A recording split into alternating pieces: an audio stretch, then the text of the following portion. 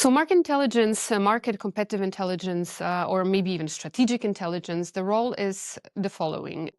Every company that is really truly exposed to global markets, and we know that we are all impacted by what's happening in the world today more than ever.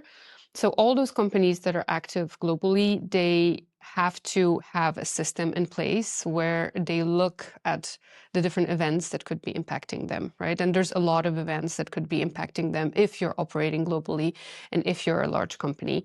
So you could be impacted on the, in your supply chains. You could be impacted in terms of your workforce, in terms of compliance issues, your customer base, your P&L ultimately. So you're exposed, in many different markets, and from the supply perspective and from the sales market perspective. So all those companies that are super active globally and are looking or should be looking at what's happening globally, they have to have an infrastructure in place. Yeah. So this means that they have some sort of a capability where they continuously monitor those different markets and events that could pose an opportunity or a threat to their company.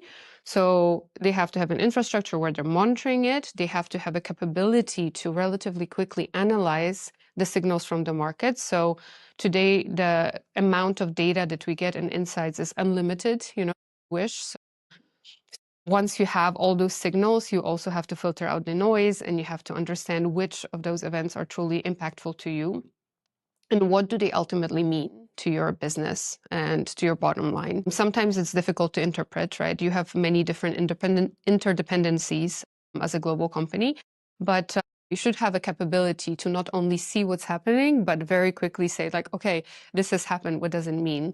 What is the impact to different parts of our company, and what are the different risks or opportunities that come with it? What are some mitigation options or strategies that can leverage different events? And then, of course, it's very good and important to be able to relatively quickly, again, connect the analysis to decision making, so that you don't only have this, beautiful analysis, this is okay, this is what it means, but you can really jump from it and act upon it, right? Make it actionable and decision ready.